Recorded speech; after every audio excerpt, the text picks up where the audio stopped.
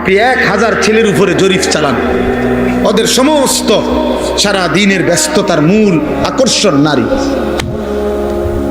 10,000 ছেলের পিছনে আপনি তদন্ত করেন, ওদের যৌবনের এই উন্মাদনা, এই চুলের ফ্যাশন, জামা কাপড়ের এই ফ্যাশন, সারাদিন টোটো করে মাতালের মতো ঘুরা, মোটর সাইকেলের এই বাহার, চুলের ডিজাইন, মোবাইলের এই ব্যস্ততা, সব কিছুর মূলে নারীর প্রতি আকর্ষণ, শাহওয়াত, শাহওয়াত, মনের চাহিদা, অশ্লীল অবৈধ কামনা বাসনা, হারাম চাহিদা। যেন সে বুঝছে, যুবক এই ছেলে বুঝছে যে আমারে বানাইছে নারীর জন্য, নারীর লোভ, নারীর আকর্ষণ, এর জন্যই আমার জীবন। অথচ না না, আল্লাহ তাআলা আমাদেরকে ইবাদতের জন্য বানাইছে, আল্লাহ আমাদেরকে ইসলামের জন্য বানাইছে, আল্লাহর জমিনে কালেমা প্রচারের জন্য বানাইছে। প্রিয় ভাই, একজন ছেলে ভালো হয়, একজন। ওই ঘরে সে থাকে কেমনে যে ঘরে মুসলমান থাকে? মুসলমানের ঘর যদি হয়, ওই ঘরে কোনোদিন ফজরের নামাজ পড়ে না এমন জানোয়ার ওই ঘরে থাকে কেমনে? ওরে তো জানোয়ারের সাথে থাকতে দেওয়া উচিত, ওরে তো গরু ছাগল যে ঘরে থাকে ওই ঘরে থাকতে দেখা উচিত। যে বেটা নামাজ পড়ে না যেগুলো, এগুলো ওই ঘরে থাকে, তুই সেখানে থাক। তুমি মানুষের ঘরে থাকবা কেন? মানুষ তো আল্লাহকে সেজদা করে, মানুষকে তো আল্লাহ বানাইছেনই সেজদার জন্য, ইবাদতের জন্য বানাইছে না? বলেন না কেন? তাহলে বলে ভাবতে শিখেন, বুঝতে শিখেন, একজনই দায়িত্ব পালন করেন। এত মামুলি না আখিরাত, এত খামখেয়ালি না। প্রত্যেকে প্রত্যেকের সাধ্যমতো চেষ্টা করেন। আপনি একজনরে বুঝান, আপনি 10 জনকে বুঝান। আপনি আপনার শুধু ছেলেটার ব্যাপারে ভাবেন, আপনি আপনার স্ত্রীর ব্যাপারে ভাবেন। স্ত্রী আপনি ভাবেন বুদ্ধি আছে ইসলামের, কোনোভাবে আপনার বিবি পর্দা করে না, এই বেডিরে কেমনে ঠিক করতে হইব? খোদার কসম, ইসলামী শরীয়তে তার সঠিক যথোপযুক্ত জুলুম ছাড়াই ইনসাফপূর্ণ সমাধান আছে। যদি কোনো বিষয়ের সমাধান ইসলামে না থাকে তো ইসলাম পূর্ণাঙ্গ না। কথা বলেন না কেন? ইসলাম পূর্ণাঙ্গ দিন কিনা, ইসলাম পরিপূর্ণ কিনা? তাহলে বোঝা গেল সকল বিষয়ে, সব অবস্থাতেই ইসলামের সমাধান আছে। এই কয়েকজন ছেলেকে জিজ্ঞেস করেন আজকে সারাদিনের 5 ওয়াক্ত নামাজের কথা, এখন দাঁড় করান, এগুলারে দাঁড় করান। এখন বলেন, এই যে মাথার টুপি নাই যে ছেলেগুলো, এগুলার দাঁড় করান, জিজ্ঞাসা করেন আজকে সারাদিনের 5 ওয়াক্ত নামাজের হালাত কি? তো এরা মুসলমান না? এদের বাবা নাই, বাবা মা নাই, এরা মুসলমানের সমাজে থাকে না? এদের আল্লাহ নাই, এদের রাসূল নাই, এদের কোনো মৃত্যু নাই? বলে কিশোর বয়সে কেউ মরে না, যুবক বয়সে কেউ মরে না? তাহলে সবাই বেখবর। মহিলারা ব্যস্ত ফার্নিচার, মহিলা ব্যস্ত গহনা অলংকার, মহিলা ব্যস্ত পারফিউম আর প্রসাধনী, পাউডার, ফেয়ার অ্যান্ড লাভলি, এই নিয়ে মহিলার এই 3 চিন্তাতে জীবন শেষ। আর কি ফার্নিচার কিনা যায়, আর কি অলংকার কিনা যায়, আর কি সাজগোজ করা যায়? আহারে মা, হায় হায় বোন, এক নারীকে বুঝি আল্লাহ তাআলা এই জন্যই শুধু বানাইছে। একজন মাকে আল্লাহ তাআলা এই জন্য বানাইছে। অথচ আরবিতে বলে হিদনুল উম্মাহাত মাদ্রাসাতুল বানাত, মায়ের কোল হচ্ছে সন্তানের প্রথম পাঠশালা, সন্তানের প্রথম বিদ্যালয় মায়ের কোল, মায়ের কোল, মায়ের কোল। এজন্য আপনি আশ্চর্য হবেন, কোন ব্যক্তির যদি একজন ছেলে একজন মেয়ে আছে মনে করেন, কিন্তু ওনার সামর্থ্য এত কম যে 2 জনরে পড়াইতে হইলে ওনার উপার্জনে কুলাবে না, মানে টাকা পয়সা যা আছে সংসার চলবে না, তাইলে 2 জনরে পড়াইলে একই। এখন কারে পড়াবে? বুঝছুনি কথা?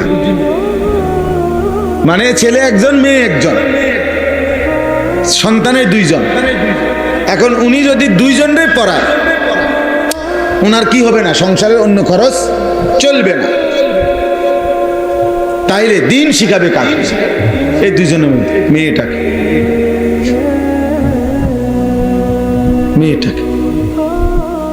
কারণ এই মেয়ে একটি সংসার, এই মেয়ে আগামী দিনে একটা পরিবার, এই মেয়ে আগামী দিনে একটা ঘর।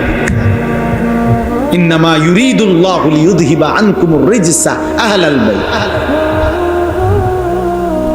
আল্লাহ তাআলা বলছেন, ঈমানদার নারী, চরিত্রবান নারী, নামাজি নারী, আমি আল্লাহ তাআলা চাই তার মাধ্যমে তোমাদের পুরুষদের পুরাটা ঘর পবিত্র করে দিতে। এক মেয়ে চরিত্রবান হওয়া, এক মেয়ে দিনদার হওয়া, এক মেয়ে নেককার হওয়া, সেজদাওয়ালা হওয়া, পর্দানশীল হওয়া, শুধু ওই মেয়ের জন্য না, পুরা ফ্যামিলির জন্য এটা জরুরি। একটা আয়াত পড়ছি সূরা তাওবার, আয়াতের মধ্যে আল্লাহ তাআলা একদিকে মোট 8টা জিনিস বলছে, আরেক দিকে 3টা জিনিস বলছে। একদম সহজ হিসাব। একদিকে আল্লাহ বলছে এইদিকে 8টা, এদিকে 3টা। বলছে এই 8টি জিনিসের প্রতি তোমাদের আগ্রহ আছে, আমি জানি, ভালোবাসা আছে। তা এই 3টি জিনিসের প্রতি তোমাদের ভালোবাসা, যদি এই 8টির ভালোবাসা তোমাদের এই 3টির চাইতে বেশি হয়, তাহলে তোমরা আল্লাহর পক্ষ থেকে আযাব, শাস্তির অপেক্ষা করো।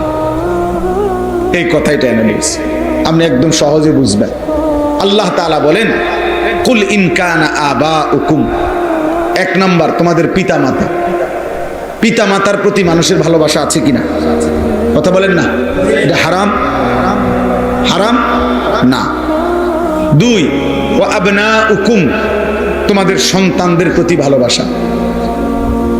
3, ওয়া ইখওয়ানুকুম, তোমাদের ভাই বেরাদর, ভাই বোন। 4, ওয়া আজওয়াজুকুম, তোমাদের স্ত্রী।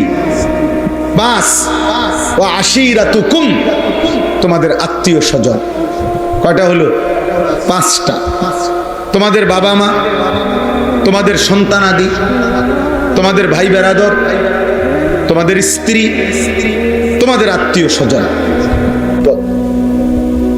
যে টাকা পয়সা তোমরা জমাইছো, এটার প্রতি তোমাদের আগ্রহ। 7, ওয়া তিজারাতুন তাখশাউনা কাসাদাহা, তোমাদের ব্যবসা, বেচা কিনা, উপার্জন, যেটা দিয়ে তুমি কর্ম, তোমার রোজগার করো, যেটারে তুমি খুব পছন্দ করো, যে আমার এই চাকরিটা, আমার এই ব্যবসাটা, আমার এই দোকানটা যদি আমার শেষ হয়ে যায়, আমার এই ফসলটা যদি নষ্ট হয়, আমার এই উপার্জনটার আমার বিরাট ক্ষতি হয়ে যাবে। আল্লাহ বলেন, এই তোমাদের পছন্দের কর্ম, যেটা তোমরা করে থাকো। 8 নাম্বার হলো ওয়া মাসাকিনু তারদাউনাহা, তোমাদের পছন্দের ঘর বাড়ি, যেটা তুমি তিল তিল করে ভরাট করছো, সাজাইছো। এই কয়টা হলো? আর বাদ রয়েছে কি? আমাদের দুনিয়াবি বিষয়ের মধ্যে বাদ আছে কিছু? কিচ্ছু বাদ নেই, সব এখানে আছে। আল্লাহ তাআলা বলেন, এবার এদিকে 3টা, আল্লাহর ভালোবাসা, রাসূলুল্লাহ সাল্লাল্লাহু আলাইহি সাল্লামের ভালোবাসা, আল্লাহর রাস্তায় নিজের জান মাল কুরবানি করা, জিহাদ ফি সাবিলিল্লাহ। তো আল্লাহর ভালোবাসা, রাসূলুল্লাহ সাল্লাল্লাহু আলাইহি ওয়াসাল্লামের ভালোবাসা, আল্লাহর পথে নিজের জান মাল উৎসর্গ করার ভালোবাসা, জিহাদ। আল্লাহ বলেন এই 3টা। তাইলে এইবার আল্লাহ বলেন, যদি এই 8টি জিনিসের ভালোবাসা এই 3টি ভালোবাসার চাইতে বেশি হয়ে যায়, আহাব্বা ইলাইকুম ফাতারাব্বাসু, তাহলে অপেক্ষা করো, হাত্তা ইয়াতি আল্লাহু বিআমরি, আল্লাহর আযাব তোমাদের উপরে আসবেই আসবে। এই কথা শেষ, এটাই কথা। আল্লাহ বলেন, তাহলে তোমাদের উপরে আল্লাহর আযাব আসবেই আসবে, অপেক্ষা করো। অর্থাৎ যদি আল্লাহর ভালোবাসা ফেলে দিছো, নিচে নামায় দিছো, রাসূলুল্লাহ সাল্লাল্লাহু আলাইহি সাল্লামের ভালোবাসা নিচে নামায় ফেলছো, আল্লাহর পথে জান মাল কোরবানি করতে চাও নাই, তা আল্লাহ বলেন ওইগুলা নিয়ে যদি ব্যস্ত হয়ে থাকো, আমি তোমারে শাস্তি দেব, দুনিয়াতেও আখিরাতে। দুনিয়াতে বেইজ্জতি করবই করব, আজ না হয় কাল শুনবেন ছেলেটা আপনার নিয়ন্ত্রণে নাই, ছেলের বউটা কষ্ট দিতেছে আপনার, ছেলের ঘরের নাতনি আরেক ফোলার লগে ভাগিয়ে গেছে, মেয়ের ঘরের ফুত আরেক মেয়ের সাথে চলে গেছে। কোনো না কোনো ভাবে আপনি বেইজ্জতি হবে, বেইজ্জতি হবে। হালাল হারাম মিশ্রণ করে এই দুনিয়া সাজাইছেন, আমনে মরে গেলে আপনার নাতিরে পর্যন্ত হইল মানুষে কইব তোর দাদা সুদখোর ছিল, তোর দাদা ছিল হারামখোর। আপনাকে এটা শুনতেই হবে। এই জন্য কি বোঝা গেল? অপমানিত হবেই। আল্লাহ বলেন, আল্লাহকে ভুলে গেছো বান্দা, রসুলকে ভুলে গেছো, আল্লাহর পথে যুদ্ধ জিহাদ জান মালের কুরবানি ভুলে গেছো। অপেক্ষা করো, আমি তোমাকে অপমানিত করব। নাউযুবিল্লাহ। আল্লাহু লা ইয়াহদিল কওমাল ফাসিকিন। আর আল্লাহ বলেন, আল্লাহ কোন পাপীকে নাফরমানকে জান্নাতের পথ দেখান না, হেদায়েত দিয়ে দেন না, হেদায়েত দেন না। অতএব আজকে এই রাত গভীরে আজকের ইসলাহি মজলিস সেটা বুঝে নেন, একজনই বুঝেন। আমরা জানি একসাথে সবাই বুঝবে না, একই দিনে সবাই বুঝবে না। যদি একসাথে সবাই বুঝতো তো নবীজির জামানায় একসাথে সবাই কালেমাওয়ালা হয়ে যেত। কথা বলেন না? নবীজির জামানায় সকলেই কালেমাওয়ালা হয়েছিল। 23 বছরে সবাই কালেমাওয়ালা হয়ে গেছিল না, এটাই নিয়ম। এই একজন দুইজনই হবে, একজন বুঝবে দুইজন বুঝবে। আমরা ওই একজনের আশায় আছি, দুইজনের আশায় আছি, অসুবিধা না। কারণ এটা তো ইলেকশন না, আমার অনেক ভোট দরকার, আমার আখেরাতে না দরকার। আমার কি দরকার? আখেরাত দরকার, আখেরাত দরকার। এই জন্য আমরা এটা বুঝলে, তোমরা যারা নওজোয়ান ছেলে আছো, বয়স্ক বাবা আছে, আল্লাহকে ভালোবাসা, রাসূলুল্লাহ সাল্লাল্লাহু আলাইহি সাল্লামকে ভালোবাসেন, নবীজির একটা একটা সুন্নাত আমল করতেই হবে যদি আখেরাত চান। 12,000 টাকা দিয়ে আখেরাত মিলবে না, 4টা ফ্যান দিলে আখেরাতের জন্য এইটুকুই যথেষ্ট না। 10,000 টাকা মসজিদে দিলে শুধু এতটুকুই যথেষ্ট। এটা একটা আমল, এটা নিয়ে কি আছে, কিন্তু এটা একটা আমল। বাকি আমলগুলোও করতে হবে, বাকিগুলোও করতে হবে। এই জন্য আমরা প্রত্যেকে ইনশাআল্লাহ আজকের এই মোবারক মজলিসে নিয়ত করি যে আমরা আল্লাহকে ভালোবাসবো, আমরা রাসূলুল্লাহ সাল্লাল্লাহু আলাইহি ওয়াসাল্লামকে ভালোবাসবো, আল্লাহর জন্য জান চাইলে জান দেব, মাল চাইলে মাল দেব ইনশাআল্লাহ। বলেন ইনশাআল্লাহ। 1 টাকাই দেন, আরে 10 টাকাই দেন, মুমিন ফিরায় দেয় না। এটা মুমিনের সিফাত, কোরআন শরীফে বারবার আছে। যতবার আল্লাহ তাআলা ইমানদারের সিফাত বলছে ততবারই বলছে ওমিম্মা রাযাকনাহুম ইউনফিকুন। ইমানদারের একটা বৈশিষ্ট্য, ইমানদার যেভাবে নামাজের সেজদা করে, ইমানদার ওইভাবে নিজ সম্পদ থেকে আল্লাহর পথে খরচ করে। 1 টাকা হোক, 10 টাকা হোক, 1000 টাকা হোক, অসুবিধা কি? আমি মিশে গেলাম ভালো কাজের সাথে। এই জন্য মুমিন ফিরায় দেন, ইমানদার ফিরাইতে পারে। এক অভাবী মানুষ আপনার কাছে হাত পাতছে, আপনি কোন মাফ করেন, মাফ করেন কি? তা বেটা সাহায্য চাইছে, এটার লগে মাফ করেন কি সম্পর্ক? আপনি চুরি করছেন, হ্যাঁ মাফ করতো। কথা বলেন না কেন? আপনি কি চুরি করছেন যে হে মাফ করতো? আর হে মানুষ মাফ করেনি, মাফ তো করে আল্লাহ না। কথা বলেন না কেন? মানুষ কি মাফ করে? কে মাফ করে? তো আপনি এটা কি বললেন যে মাফ করে? আপনার নাই তো সেটা আপনি হাসি মুখে তাকে বিদায় দেন, আপনি তার জন্য একটা দোয়া করে দেন। নবীজি বলছে তোমার কাছে যদি কিছু না থাকে তার একটা ভালো কথা বলে দাও, দোয়া করে দেবে, ভাই আমি তো দিতে পারলাম না, আল্লাহ আপনার অভাব দূর করে দেন, আল্লাহ আপনার বরকত দান করেন, আল্লাহ আপনার প্রয়োজন পূরণ করে দেন, একটা কইয়ে দেন। হ্যাঁ না আও জানি টিয়া দিয়া কিতা করে সুদে লাগায়, না না একমাত্র এবারটাই সুদে দেশে সুদে লাগায়, আর বাকিরা সব জোনায়েত বাগদাদি। বুঝেন নাই? হেবাটার কথার দ্বারা এটাই তো বুঝাইছেন আমনে, বাকিরা আমনে সহ, আর বাকি সব লোক হলো বাইজিদ বুস্তান। আর এবারটাই শুধু অপরাধী। মূল কথা হলো তাই নিজে দিবে না। বুঝেন না আপনার কথাটা? উনি যে দিবে না, এটারও তো একটা সাফাই গাইতে হবে, তো এইটা হয়ের উপরে দোষ চাপাই দিছে। অপরাধ তো প্রত্যেকের জন্য অপরাধ, কথা বুঝেন নাই? অতএব আল্লাহর পথে দান করা, সাদাকা করা মুমিনের বৈশিষ্ট্য, ইবাদত করা মুমিনের বৈশিষ্ট্য। আখিরাত মিলতে হলে সব আমল পূর্ণ করতে হবে।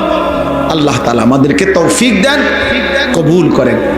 রবিউল আউয়াল মাসে এতটুকু বারবার আমরা প্রতি মাস প্রতি বছর সারা বছর আমরা এটা বলি যে নবীজিকে প্রত্যেক মাসে ভালোবাসতে হবে, সমানভাবে অনুসরণ করতে হবে, রাসূলুল্লাহ সাল্লাল্লাহু আলাইহি সাল্লামের সুন্নাতের অনুকরণ করতে হবে। আল্লাহ তাআলা আপনাদেরকে তৌফিক দান করেন। আল্লাহ তাআলা এই যে কয়জন শুনছেন, একজনও যদি দিলের মধ্যে এটা ভাবেন, না ভাবলেও কোনো সমস্যা নেই, সবাই যদি প্রত্যাখ্যান করেন, ইসলাম আমাদের কারো কাছে ঠেকবে না। কোরআন শরীফ আল্লাহ বলছে, কোনো অসুবিধা নাই বান্দা, তোমরা যদি সকলেও আমার দিন ছেড়ে দাও, আমার দিন মানার মতো উপযুক্ত লোক আমি জমিনে রাখবো, তোমারে জিঙ্গাইয়ে রাখতে হবে না। কোরআন শরীফের আয়াত আছে, আমার দিন, আমার ইসলাম, আমার দিন মানার মতো পুরুষ নারী আমি জমিনে রাখবো। আমাদের অনেক মহিলা মনে করে, বেপর্দা মহিলা ঘুরে ঘুরে সে মনে করে না না ইসলাম তার কাছে ঠেকানা। আল্লাহ বলছে সবাই চলে যাও, আমি আমার দিন রাখব। আপনি জানবেনও না ভালো মানুষ কোথায় আছে, আপনি জানবেনও না আল্লাহর জন্য জীবন কোরবানি করা মুজাহিদ পৃথিবীতে সর্বযুগে ছিল, আছে। তাই আজকে মনে করেন ইসরায়েল সহ আমেরিকা সহ সারা পৃথিবীর 150 কোটি মুসলমানকে ভয় পায় না, আমাদেরকে কোনো পাত্তা দেয় না, কিন্তু ওই গাজার মাটির নিচে কিছু মুজাহিদ আছে, মাটির নিচে বাংকার করে যারা আছে, ওরা 24 ঘন্টা ওদের এই সমস্ত আক্রমণের মূল উদ্দেশ্য হলো ওদেরকে বাইর করা, ওদেরকে মারা। তারা ভয় পায় ওদেরকে, ওই মাটির তলে যারা আছে ফিলিস্তিনে, গাজায়, বুঝেন নেই, ওদের ভয়েরও অগরিনী। এই জন্য আল্লাহর দিন আল্লাহ তাআলা উপযুক্ত পরিমাণ লোক দিয়ে টিকিয়ে রাখবেন, বিজয়ী করবেন। দেখার বিষয় হলো আমার নাম তাদের মাঝে আছে কিনা, আমার নাম থাকবে কিনা, আমার সন্তানের নাম থাকবে কিনা। আমি তো মরে যাব, আমার সন্তান যদি ঈমান হারা হয়, আমার নাতি নাতনি যদি ঈমান হারা হয়, তখন কি হবে বলেন? এমন অসংখ্য মানুষ আমার জীবনে আমি দেখছি, যাদের বাবা দাদা দিনদার ছিল, এখন নাতির পর্যায়ে আইসা চেহারায়, সুরতে, চলনে, বলনে ইসলামের ছিটে ফোটাও নাই। 3 পুরুষ আস্তে আস্তে ভুলে গেছে। আজকে এটা আমার বেশি ভয়, আমি প্রত্যেক দিন এটা ভয় পাই।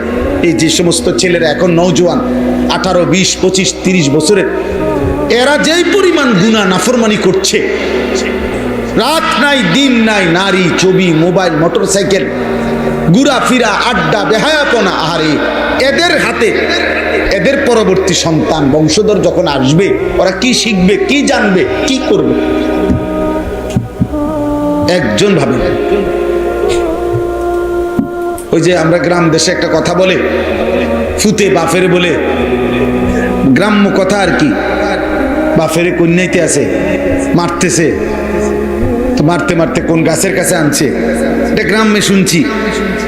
তো বাফে বলে কানতে কানতে বলছে, ফুত আর হেদিকে নিস না আমারে। আমিও আমার বাফেরে মারতে মারতে দূরে আনছিলাম, তুই আর আমারে ওদিকে নিস না, নয়তো তোর সন্তানও তোরে মারতে মারতে ওই পর্যন্ত নেই। এই জন্য মনে রাখো যুবক, এই বেইজ্জতি, আল্লাহর নাফরমানির শোধ তোমার সন্তান দিবে, তোমার জেনারেশন তোমার দিবে। আল্লাহ যদি মাফ না করে, যদি তওবা না করে, যদি ফিরে না আসে, আল্লাহ আমাদেরকে মাফ করে দেন। আল্লাহ আমাদেরকে ঈমান আমল দান করেন। আমাদের আলহামদুলিল্লাহ এই কুড়াখাল মসজিদ আলহামদুলিল্লাহ হচ্ছে, এখানে আশা করছে মাদ্রাসা হবে, আল্লাহর বান্দারা সহযোগিতা করবে। তা আমারও কথা হইল, আপনারাও এখনই প্রত্যেকেই পকেটে হাত দেন। 10 টাকা হলে 10 টাকা দেন, 100 টাকা হলে 100 টাকা দেন, 1000 টাকা হলে 1000 টাকা দেন, 500 টাকা হলে 500 টাকা দেন। যেটুকু আছে এটুকুই দেন, না থাকলে পরে দিয়ে এ কথার নিয়ত করে দেন। এর দূরে যদি না হয় দোয়া করে দিয়ে, দোয়াও তো কমপক্ষে করতে পারো। ছেলেরা তোমরাও প্রত্যেকে সুযোগ থাকলে বাবা দাও, আল্লাহর জন্য দাও। 10 টাকাই দাও, 100 টাকাই দাও, 500 টাকাই দাও, 1000 টাকাই দাও। আজকে মুসলমানের ছেলেদের ফেরা দরকার। আলহামদুলিল্লাহ আমরা এই যে এতক্ষণ যাই বলছি, একটা কথা মনে করে, আজকেও আমাদের ঢাকা থেকে একজন বড় আলেম সুদর্ণপুর মাদ্রাসায়, আমার শায়েখের মাদ্রাসায় আসছে। উনি বলছে যে গত বছর উনি আপনার প্রায় 500-র মতো শুধু নওজোয়ান যুবক ছেলে নিয়ে এতেকাফ করছে, সব ইউনিভার্সিটি পড়ুয়া, কলেজ পড়ুয়া ছেলে। আমরা এই মাসে 5, 6, 7 এই আগস্ট মাসে আমার মাদ্রাসায় 3 দিন 15 থেকে 30 বছর মেয়া বয়সী স্কুল কলেজ জেনারেল শিক্ষিত অশিক্ষিত মাদ্রাসার না শুধু এরকম ছেলেদের একটা 3 দিনের ওযু, নামাজ, সূরা, কেরাত, দোয়া, কালামের শিখানোর কোর্স করছিলাম আমি আমার মাদ্রাসায়। এই 5, 6, 7 আগস্ট আলহামদুলিল্লাহ আমি নিজে 3 দিন ছিলাম। 30 জন মুআল্লিম দিয়ে ওগুলো প্রশিক্ষণ করাইছি। ওযু না, প্রতিদিন 11 ঘন্টা 10 ঘন্টা। আলহামদুলিল্লাহ প্রায় 350 ছেলে স্কুল কলেজের, মাদ্রাসার একজনও নাই, ওরা এই কোর্সে অংশগ্রহণ করছে। বাংলাদেশের মোট 29টা জেলা থেকে ছেলেরা আসছে। এই জন্য আমরা এটা আশাবাদী আলহামদুলিল্লাহ। সারা বাংলাদেশে হাজার হাজার যুবক কিশোর ছেলে আল্লাহর দিকে ফিরতেছে। হতে পারে আমরা দেখব না, কিন্তু একদিন 30 বছর পরে হয়তো কেউ কালেমার ডাক দিবে আল্লাহর দ্বীনের জন্য। ইনশাআল্লাহ হাজারো লাখো যুবক নিজেদের জান দেবে ইনশাআল্লাহ। ইসলামই বিজয়ী হবে, কালেমাই বিজয়ী হবে, কোরআনই বিজয়ী হবে, ইমানের বিজয় হবেই হবে ইনশাআল্লাহ। আল্লাহ তাআলা ওই কাফেলায় আমাদের সন্তানদেরকে, নওজোয়ানদেরকেও কবুল করে নেন। আল্লাহ আমাদের সময়কে